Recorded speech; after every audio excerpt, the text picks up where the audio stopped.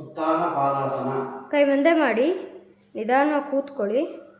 ಹಾಗೆ ಒಂದೊಂದೇ ಕಾಲು ಮುಂದೆ ಚಾಚಿ, ಹಾಗೆ ಹಿಂದೆ ಮಲಗಿ, ಹಾಗೆ ತಲೆ ಎತ್ಕೊಡಿ. ತೊಡೆ ಪಕ್ಕ ಕೈ ಸ್ಟ್ರೈಟ್ ಮಾಡಿ, ಹಾಗೆ ಕಾಲು ಲಿಫ್ಟ್ ಮಾಡಿ, ಹಾಗೆ ಕೈಯಿಂದ ನಮಸ್ಕಾರ. ಅಲ್ಲೇ ಉಸಿರಾಡಿ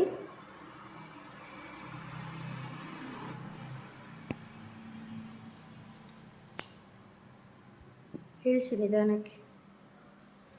ಹಾಗೆ ನೀವು ಬಲಕ್ಕೆ ತೆಗಿ, ಭುಜದ ಹತ್ರ ಹಸ್ತ ಅವ್ರಿ, ಮೇಲೆ ಹೇಳಿ.